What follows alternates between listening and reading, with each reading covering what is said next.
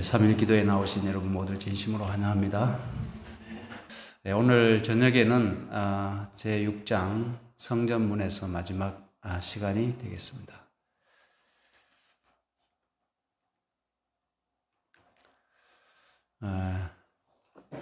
첫 번째 제목은 오직 예수의 임재와 연합한 사도들이라는 제목으로 주신 말씀입니다. 이제 사도들이 제사장과 성전 관원들 앞에서 그들의 신앙을 또 예수 그리스도에 대한 증언의 말씀을 그들이 담대히 말씀할 때에 이 제사장들이 느낀 것은 뭔가 하면 그들이 그 전에 예수와 함께 있던 줄을 알았다라고 했습니다. 이 말씀은 여러 가지 뜻을 내포하고 있는데요. 그 전에 예수와 함께 있던 줄을 알았다. 다시 말하면 이들이 말에 있어서나 그들의 표정에 있어서 예수를 닮은 사람, 또 그리스도의 향기가 묻어나는 사람들이었다는 뜻이 되겠습니다. 그리스도께서 변화산에서 변화하신 직후에 제자들에 관하여 기록하기를 그 마지막 경이로운 광경을 묘사하며 제자들이 오직 예수 외에는 아무도 보지 못했다고 하였다. 오직 예수 이 말 속에 초대 교회의 역사를 특징 짓는 생명과 능력의 비밀이 내포되어 있다. 초대 교회의 역사의 생명과 능력은 오직 예수라는 이 한마디 말 속에 내포되겠다는 것입니다. 이것이 또 종교개혁의 로고, 종교개혁의 표이기도 했습니다. 오직 예수, 오직 믿음, 오직 은총, 오직 하나님의 영광, 이런 말들이 종교개혁의 정신을 내포하고 있는 말들인데요. 그래서 오직 예수는 이 제자들이 어떠한 사람들이었는지, 또 그들이 어디에 어떻게 보면 깊이 심취되어 있었는지를 우리에게 알려주는 말입니다. 제자들이 처음으로 그리스도의 말씀을 들었을 때에 그들은 그분의 필요를 느꼈다. 제자들이 예수를 따르게 된 가장 강력한 동기는 모든 제자들은 예수님을 따라다니면서 나중에 뭔가 한 자리를 차지하고 싶은 그런 야망에서 예수를 따른 그런 제자도 있었지만은 대부분의 제자들은 그리스도의 말씀을 들었을 때 그분의 필요를 느꼈다라고 하는 것입니다. 그래서 우리의 신앙에 있어서도 그리스도에 대한 필요, 이 물질 문명이 발달한 시대에 모든 것들이 풍족한 이 사회에서 모든 것들이 편리한 이 21세기를 살아가면서 나는 과연 예수를 필요로 하는가? 나의 인생에 예수가 과연 필요한 존재인가? 이 어떻게 보면 가장 기본적인 근본적인 질문을 우리 스스로에게 던져봐야 합니다. 나는 과연 예수를 필요로 하는가? 예수님이 꼭 나의 인생에 필요하신 분이신가 하는 그런 필요에 대하여 우리가 생각해 봐야 합니다. 제자들은 그리스도의 필요를 느꼈다는 겁니다. 그래서 그들이 죄인이라는 사실을 느끼고 그들에게 구주가 필요하다는 사실을 그들이 깨닫게 되었다는 것이죠. 그래서 그들은 그리스도를 찾았고 발견했으며 따랐다. 그래서 너희가 찾고 찾으면 나를 뭐 하겠다고 말씀하셨습니까? 만나리라 이렇게 말씀하셨죠. 그래서 그 필요를 느끼는 자들이 찾게 되어 있잖아요. 우물도 누가 우물을 팝니까? 목이 마른 사람이 우물을 파는 것처럼 구주의 필요성을 느끼는 자들이 구주를 찾게 되고 또 찾는 자에게 약속하신 대로 발견케 하시고 또 발견한 사람을 만나 주시는 것입니다. 그들은 성전에서 상기슭에서 들에서 그리스도와 함께 있었다. 즉 그들은 언제나 어디에서나 그리스도와 함께 있었습니다. 그들은 마치 선생과 함께 있는 학생처럼 날마다 그분에게서 영원한 진리의 교훈을 받았다. 그래서 이러한 제자들의 삶이 결국에는 밑거름이 되어서 그들의 인간적인 약점 때문에 예수님을 배반하고 도망가기도 했지만은 회복시켜 주시는 예수님의 은혜로 말미암아 다시금 그들이 세움을 잊게 되지 않습니까? 그렇게 된 원천, 근본적인 어떤 기초는 예수님과 함께 동고동락했던 3년 반의 시간들이 그들의 토양이 되었고 그들의 원천이, 신앙의 원천이 되었다고 하는 것입니다. 그래서 우리의 삶도 제자들의 삶을 본받아야 합니다. 제자들이 항상 어디에서나 그리스도와 함께 있었던 것처럼 또 선생과 학생들처럼 그분에게서 날마다 영원한 진리의 교훈을 받았던 것처럼 오늘 우리도 그러해야 하는 것입니다. 그래서 우리가 날마다 하나님의 말씀을 가까이 하고 또 영적인 진리의 교훈을 배우고 겸손하게 자신을 돌아보고 무엇이 나에게 부족한지 무엇이 잘못되었는지를 스스로 반성하면서 날마다 그리스도 안에서 성장해가는 기쁨을 우리가 맛봐야 하는 것입니다. 구주의 승천 후에도 사랑과 빛으로 충만한 하나님의 임재에 대한 의식이 여전히 그들과 함께 하였다. 그것은 인격적인 임재였다. 예수님께서 하늘로 가신 이후에도 그들은 하나님의 임재에 대한 의식을 통하여 하나님과 함께 하였다고 하는 것입니다.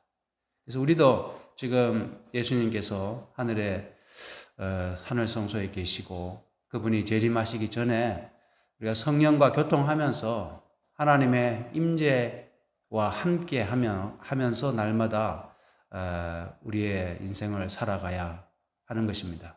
그것은 인격적인 임재였다고 얘기하죠. 그래서 인격적인 임재, 이 말씀의 의미는 뭔가요? 인격적인 임재. 왜 하나님이신데 신격적인 임재가 아니고 인격적인 임재라고 표현을 했을까요? 예전에 한번 유튜브에 한번 보니까 거기에 이제 장로교인지 감리교인지 모르겠는데 꽤나 많은 구독자를 가지고 계신 유튜버 목사님이 한 분 계신데 그분에게 이제 어떤 분이 질문을 보내면 그 질문에 대해서 말씀을 준비해서 그 다음날 아침에 이제 말씀을 전하고 이렇게 하시는 분인데 한 분이 그런 질문을 하시더라고요. 하나님과 인격적으로 만났느냐고 이렇게 질문을 하는데 그게 도대체 무슨 뜻인지 모르겠다고 이렇게 질문을 했습니다. 여러분들은 이해하십니까? 하나님께서 인격적인 하나님을 만나셨는지 이렇게 누군가 묻는다면 그렇게 대답을 하실 수 있으신가요? 그래서 인격적인 임재, 인격적인 하나님과의 만남은 무엇을 이야기하는 것일까요? 저는 그것이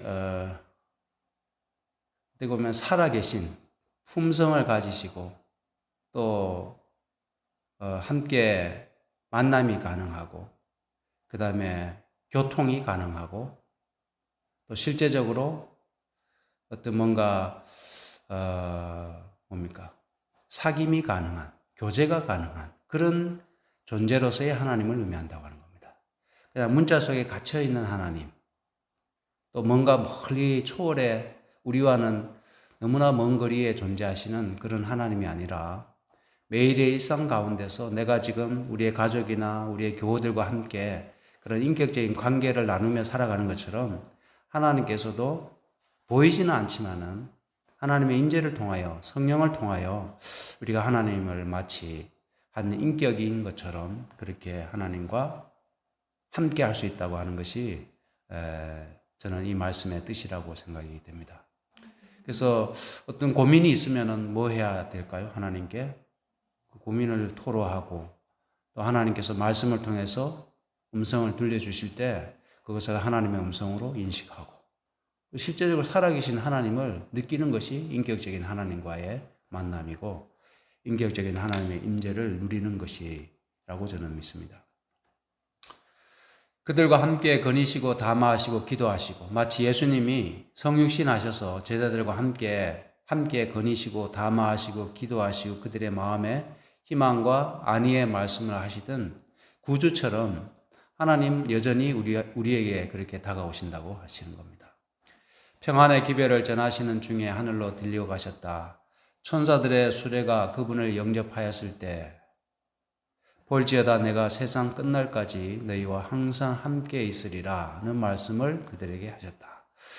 이 말씀을 어느 타이밍에 하셨는가 하는 것을 제가 좀 주목해 보게 되었습니다. 마태복음 28장 20절에 나오는 이 말씀은 너무 잘 아시는 말씀이지 않습니까? 볼지어다 내가 세상 끝날까지 너희와 항상 함께 있으리라. 이 말씀을 하신 타이밍이 천사들의 수레가 그분을 영접하였을 때, 예수님이 하늘로 승천하시는데 계속해서 그냥 혼자 공중으로 휴거 하듯이 그래 쭉 계속 올라가신 것이 아니라 천사들의 수레가 그분을 영접하였을 때 제자들을 내려다 보시면서 볼지어다 내가 세상 끝날까지 너희와 항상 함께 있으리라 는 말씀을 그들에게 하셨습니다. 이 약속이 제자들에게 얼마나 큰 위안과 또 용기가 되었을까.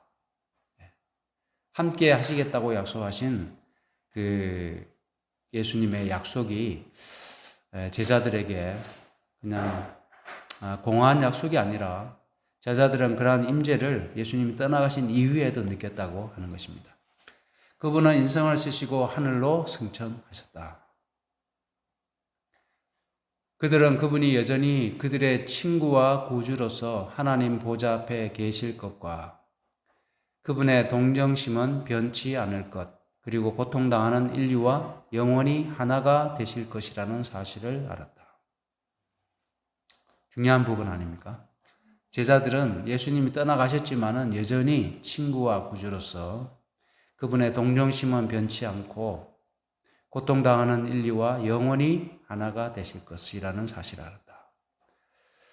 그래서 그분이 인성을 쓰시고 하늘로 승천하셨다고 하는 것입니다. 그분이 부활하실 때 인성을 벗어버리고 오직 신성으로 부활하신 것이 아니라 인성을 쓰시고 영원히 우리 인류와 하나가 되실 것이라고 하는 그 보증으로서 그분은 인성을 쓰시고 부활하셨습니다. 그분과의 연합은 그가 몸소 그들과 함께 계시던 때보다 지금 더욱 강하였다. 여러분들 이 말씀이 이해가 되세요? 예수님과의 연합이 그분이 몸소 그들과 함께 지상에 계시던 때보다 지금이 더욱 강하였다. 떠나가셨지만은 그럼에도 불구하고 예수님께서 함께 하시겠다고 영원히 세상 끝날까지 함께 하시겠다는 예수님의 약속을 믿고 그들은 계실 때보다도 더욱 강하게 결속되었다. 그들의 연합은 더욱더 공고했다라고 하는 겁니다. 내재하시는 그리스도의 빛과 사랑과 능력이 그들을 통하여 비쳐나와 바라보는 사람들을 놀라게 하였다. 항상 그리스도의 임재 하에 있었던 제자들, 또 그리스도와 함께 연합했던 제자들이었기 때문에 그들에게서 그리스도의 빛과 사랑과 능력이 비쳐나와서 보는 사람들이 놀랄 만큼 하나님의 영광을 그들에게서 보게 되었다고 하는 것입니다. 그래서 우리가 그리스도와 함께 머무는 시간만큼 또 말씀을 통하여 그리스도와 사귀는 만큼 그 투자한 시간만큼 우리가 영적인 사람들이 될 수 있다고 저는 믿습니다. 얼마만큼 시간을 영적인 시간으로 우리가 보내는가에 따라서 영성이나 또 능력이나 또 사랑이 우리에게서 비쳐날 수 있다고 하는 것이죠. 제자들은 그런 면에 있어서 사람들이 놀랄 만큼 그들의 모습에서 그리스도의 광채가 비쳐나왔다라고 소개합니다. 이제 논박할 수 없는 증거인데요. 이 말씀은 이 대제사장과 사두개인들이 베드로와 요한을 신문할 때 이 제자들이 논박할 수 없는 증거를 가지고 있었다고 하는 겁니다. 그래서 예수께서 베드로의 어떤 그 증언에 힘을 실어 주시고 또 40년 동안 안진뱅이로 무력하게 앉아있던 그 안진뱅이가 온전히 건강을 회복하게 된 이 사람의 어떤 그 회복과 기적은 논박할 수 없는 증거였다고 하는 겁니다. 그리스도의 이름으로, 그리스도의 어떤 그 권능으로 그들이 어떻게 보면 대제사장과 종교 지도자들 앞에 그들의 증언이 진실되고 예수 그리스도가 그냥 인간이 아니라 죄인이 아니라 하나님의 아들이었다는 논박할 수 없는 증거로 그들이 인정하지 않을 수 없었다고 하는 것입니다. 그들은 베드로의 진술을 논박할 수는 없었으나 그래도 여전히 제자들의 가르침을 중단시키고자 굳게 결심하였다. 그들의 영향력이 약화되는 것을 두려워하고 또 많은 청중들이 나사렛 예수의 가르침에 열광하고 또 제자들의 증언을 믿고 받아들였기 때문에 그들은 심각한 위기의식을 느끼고 논박할 수 없는 증거가 있음에도 불구하고 그들은 끝까지 중단시키고자 했다고 하는 것입니다. 그들은 그분을 십자가에 못 박았으나 지금 그들이 그분의 이름으로 행하는 기적이나 그분이 가르치는 진리를 선포하는 것을 막을 수 없는 유력한 증거가 있었다. 제사장과 간원들은 그들의 난처함을 감추고자 사도들을 내보내고 저희들끼리 서로 의논하였다. 그들은 모두 그가 고침받은 사실을 부인하는 것은 소용없는 일임을 인정하였다. 왜냐하면 대낮에 그런 일이 있었고 많은 목격자들이 있었기 때문에 제자들이 거짓으로 이 안진뱅이를 고쳤다고 그렇게 소문을 낼 수가 없었다고 하는 것입니다. 왜냐하면 그 이적이 백주의 많은 무리 앞에서 행해졌고 이미 무수한 사람들이 그것을 알게 된 까닭이었다. 그러나 제사장들은 제자들을 죽이고 싶은 마음이 간절하였지만 예수의 이름으로 말하거나 일하기를 계속한다면 가장 엄한 형벌을 내리겠다고 위협하는 정도밖에 할 수 없었다. 그들을 다시 사내들인 앞에 소환하여 예수의 이름으로 말하거나 가르치지 말도록 명령하였다.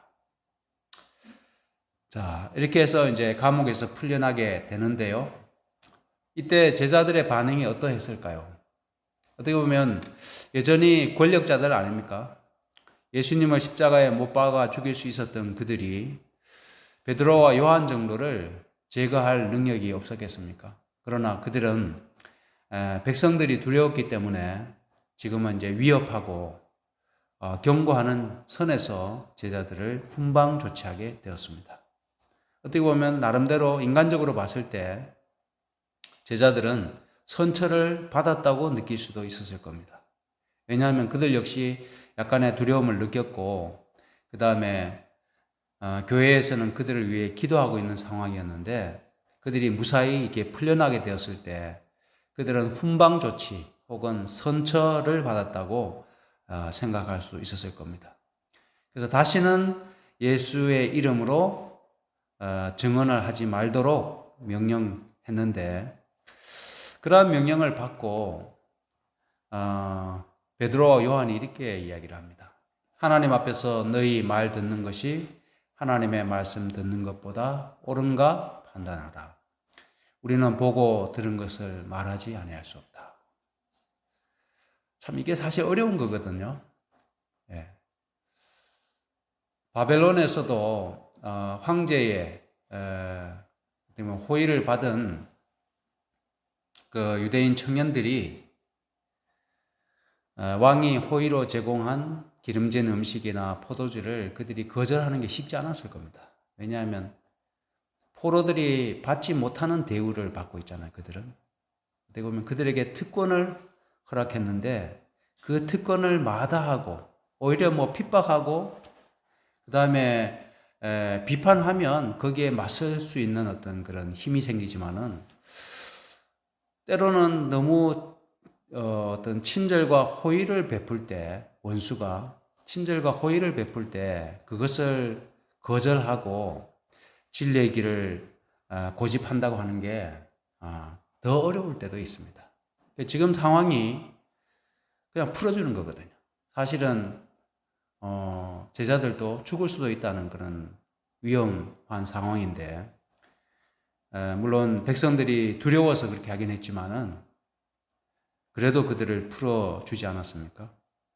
그러한 상황에서 제자들은 우리는 보고 들은 것을 말하지 아니할 수 없다라고 분명하게 선언합니다. 이와 같은 정신은 개혁자들의 정신이기도 했습니다. 종교개혁사 제13권 제5장에 보면 1529년 독일의 제후들이 스파이얼스 의회에 모였을 때 종교 자유를 제한하고 모든 개혁 교리들을 더 이상 보급시키는 것을 금지하는 황제의 칙령이 제출되었습니다. 그래서 황제의 칙령에 의해서 종교의 자유가 제한되고 그 다음에 개혁 교리, 즉 오직 성경으로 돌아가서 천주교의 가르침을 부정하고 오직 성경으로 가르치는 모든 교리들을 더 이상 보급시키지 못하도록 금지시키는 황제의 칙령이 의회에 제출되었습니다. 이러한 가운데 개혁신앙을 받아들인 자들이 함께 모여서 이 상황에 어떻게 대처하기로 결정하는가 하면 이 칙령을 거절하자. 우리는 받아들이지 않겠다고 하는 것입니다. 양심 문제에 있어서 다수는 힘이 없다라고 결정하였다. 이 양심의 문제, 신앙의 문제에 대해서는 다수가 힘이 있다 할지라도 그 다수에 굴복하지 않겠다고 하는 겁니다. 이것은 대단한 용기와 확신이 없으면 불가능하지 않겠습니까? 그렇죠. 아까 베드로와 요한이 그 산헤드린 앞에서도 우리는 사람의 말과 하나님의 말씀 가운데 우리는 하나님의 말씀을 듣겠다. 우리가 보고 들은 것을 말하지 아니할 수 없다라고 했던 것처럼 종교개혁자들도 똑같은 그런 정신으로 종교개혁을 위해서 그들이 헌신하게 됩니다. 여러 가지 협박과 또 실제적인 그런 순교, 여러 핍박이 있었음에도 불구하고 그 숭고한 정신을 그 원칙을, 담대한 원칙을 따라가는 것은 대단히 어려운 일입니다. 이번에 제 선배 목사님 한 분이 카톡으로 이번에 이제 하마스 그 집단이 이스라엘 포로들을 화형시키는 장면을 이제 그 찍어가지고 사람을 산채로 불태워 죽이는 그 동영상을 저한테 이제 보내주셨어요. 근데 저는 이제 처음에 이제 좀 잔인할 수 있겠다라는 생각은 하고 봤는데, 막상 그것을 보니까요, 사람이 불에 타 죽는데 얼마나 끔찍하고 진짜 너무너무 이렇게 보면 두렵기까지 했습니다. 그러한 화형이 중세시대 대표적인 개혁자들을 고문하고 사형시키는 방법이 아니었습니까? 화형. 후스라든지 제롬이라든지 이런 사람들이 화형으로 많이 순교를 당했잖아요. 근데 그 장면을 우리가 그림으로 살짝 이렇게 보긴 했지만은 동영상으로 지금 이 시대에 산채로 불에 태워 죽이는 장면을 보니까 종교 개혁자들이 얼마만한 그런 신앙의 담대함과 용기가 있었던 사람들이었는가 다시 생각해 보게 되었습니다. 오늘 우리가 그러한 환난과 신앙의 자유가 제한되고 또 법으로 금지당할 때, 심지어 감옥에 가두기도 하고 몇천 죽이기도 하면서 우리의 신앙을 위협할 때 우리가 과연 그 자리에 설 수 있는 그런 용기가 우리에게 있는가? 우리가 비겁자들처럼 우리의 신앙을 쉽게 부인하지 않겠는가? 그런 생각들을 하게 되면서 다시 한번 우리의 마음 가운데 진리에 대한 확신과 예수 그리스도에 대한 진실된 사랑이 없이는 그 환난의 때를 우리는 통과할 수 없을 것이라고 저는 생각합니다. 지금 이 세상에 당하는 약간의 시험과 또 생애의 약간의 어떤 그 어려움 앞에서도 쉽게 굴복하는 신앙이라면, 지금 종교개혁 시대에 당했던 우리의 선구자들의 그런 고난과 핍박 앞에서 그들의 신앙을 굳게 지키는 그들의 신앙과 비교했을 때 우리의 신앙이 얼마만큼 정말 미미하고 보잘것없는지 우리 자신을 좀 돌아보게 됩니다. 모르겠습니다. 여러분들 모르겠지만은 제 자신이 다시 한번 스스로를 반성하게 되었습니다. 오늘날 또 우리는 이 원칙을 확고하게 고수해야 한다. 복음교회의 창시자들과 그 이후 여러 세기 동안 하나님의 증인들에 의하여 높이 들렸던 진리와 종교 자유의 깃발은 마지막 투쟁에 있어서 우리의 손에 위탁되었다. 그 진리의 깃발이, 종교 자유의 깃발이 우리에게 이제 바톤 터치가 된 겁니다. 이 마지막 시대, 마지막 러너, 마지막 주자는 여러분과 저의 손에 의탁이 되었습니다. 이 큰 선물에 대한 책임이 하나님께서 당신의 말씀의 지식으로 축복하신 사람들에게 놓여 있다. 우리는 이 말씀을 최고의 권위로 받아들여야 한다. 그래서 우리가 누구의 말을 들을 것인가? 우리는 하나님의 말씀을 듣는 것을 당연하게 여기고 하나님의 말씀을 최고의 권위로 우리가 받아들여야 되겠습니다. 그러면서 이런 조언의 말씀을 주셨는데, 우리는 인간이 세운 정부를 하나님이 임명하신 규범으로 인정하고 그의 모든 권세는 위에서 났다고 얘기하지 않습니까? 그래서 인간이 세운 정부를 하나님이 임명하신 규범으로 인정하고 그 정당한 범위 안에서 순종하는 것을 거룩한 의무로 가르쳐야 한다.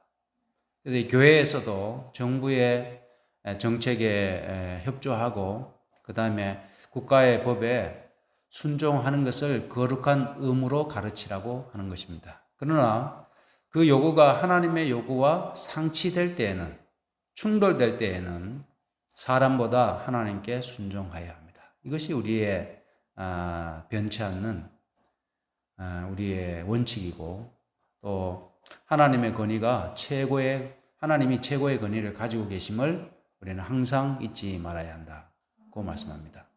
하나님의 말씀은 모든 인간의 법보다 높다는 것을 승인해야 합니다. 그래서 국가에서 일요일을 성수하도록 법으로 제정할 때, 이게 짐승의 표의 정신이잖아요. 그렇잖아요. 그래서 하나님의 법, 십계명과 인간이 제정한 일요일법, 일요일 휴업령, 이 두 법이 서로 상치될 때 우리는 어느 법에 순종할 것인가 하는 게 짐승의 표 아니겠습니까? 하나님을 최고의 권위로 인정하는 자들은 하나님의 인을 받게 될 것이고, 짐승의 권위를 최고로 인정하는 자들은 짐승의 표를 받게 되고 거기에 굴복하게 될 것입니다. 아합과 이세벨의 권세가 하늘을 찌를 때, 또 모든 이스라엘 백성들이 바알과 아세라 숭배에 빠져 있을 때 하나님께서는 바알에게 무릎 꿇지 아니한 자 7천을 남기셨다, 이렇게 말씀하고 있지 않습니까? 그 7천은 실수라고 굳이 우리가 해석할 필요는 없지만은 그만큼 많은 사람들이 있다는 뜻입니다. 그래서 이 시대에도 말세의 믿음을 보겠느냐라는 말씀도 있지만은 많은 사람들이 하나님의 법보다 이 세상의 법, 먹고 사는 이 생계의 어떤 굴레에서 때로는 그것이 더 큰 무게가 있고 중요성이 있는 것처럼 그렇게 살아갈 때가 참 많이 있습니다. 그러나 우리가 하나님을 최고로 높이고 하나님께 순종하고 신앙하는 것을 최고의 어떤 그 선택으로 여기지 않는다면, 그것이 훈련되지 않는다면 마지막 때 환난의 시험을 우리는 결코 통과할 수 없을 것입니다. 여호와께서 이같이 말씀하시기를, 이란 말을 교회가 이렇게 말하기를 혹은 국가가 이렇게 말하기를 이라는 것 때문에 파기하지 말아야 한다. 이게 우리 재림교회의 정신입니다. 천주교회에서는 교회가 이렇게 말하기를 혹은 교황이 이렇게 말하기를 라고 하면서 하나님의 말씀을 짓밟지만은 우리는 결코 교황의 권위나 국가에 의하여 하나님의 말씀이 폐기되거나 하나님의 말씀이 파기되는 그런 무리 가운데 우리가 속하지 않을 것임을 우리 교회는 분명히 하고 있습니다. 그리스도의 면류관이 지상의 군주의 왕관보다 더 높임을 받아야 한다. 우리는 권력자들을 무시하라고 하지 않는다. 우리는 반무정부주의자나 반정부 운동을 하는 교회가 아닙니다. 우리가 앞에서 말씀드렸던 것처럼 국가 권력에 순종하고 국가 법에 순종해야 합니다. 그러나 국가의 법에 의해서 우리의 신앙의 자유가 제한을 받고 하나님의 법에 순종하지 못하도록 강요한다면 우리는 언제든지 하나님의 말씀에 순종하는 길을 선택해야 한다는 겁니다. 그것이 하나님의 남은 자손들의 특징이고 하나님의 인을 받는 자들의 공통점입니다. 우리가 법과 질서를 반대하는 사람이라는 기록을 남기지 않도록 사력 있고 신중해야 한다. 불필요하게 우리가 반정부주의자나 또 이 사회의 범법자들로 오인받지 않도록 우리가 사력 있고 신중해야 할 것을 말씀합니다. 이제 좀 넘어가겠습니다. 기도의 능력 보고 마치겠습니다.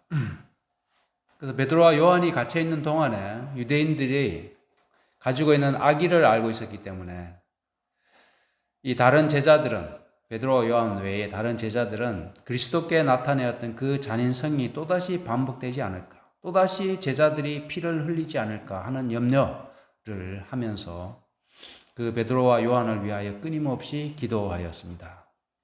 그래서 사도들이 석방되고 그들은 남은 제자들을 찾아가서 그들이 받았던 신문의 결과를 알려주게 되는데 신자들이 얼마나 기뻐했을까요? 자, 신자들이 기도했던 이 기도문이 사도행전 4장에 나옵니다. 한번 제가 읽어드리겠습니다. 저희가 사도들의 어떤 그 신문 받았던 이야기를 듣고 이렇게 기도합니다. 저희가 듣고 일심으로 하나님께 소리를 높여 가로되 대주제여 천지와 바다와 그 가운데 만유를 지은 이시여 또 주의 종 우리 조상 다윗의 입을 의탁하사 성령으로 말씀하시기를 어찌하여 열방이 분노하며 족속들이 허사를 경영하는고 세상의 군왕들이 나서며 관원들이 함께 모여 주와 그리스도를 대적하도다 하신 이로소이다. 과연 헤롯과 본디오 빌라도는 이방인과 이스라엘 백성과 합동하여 하나님의 기름 부으신 거룩한 종 예수를 거스려 하나님의 권능과 뜻대로 이루려고 예정하신 그것을 행하려고 이 성에 모였나이다. 이러한 기도를 드립니다. 또 이어지는 기도는 주여 이제도 저희의 위협함을 하감하옵시고 또 종들로 하여금 담대히 하나님의 말씀을 전하게 하여 주시옵소서. 그 위협이 실제 상황이잖아요. 그러한 상황 가운데서 저희의 위협함을 돌아봐 주십시오. 우리가 지금 위험한 상황에 처해 있습니다.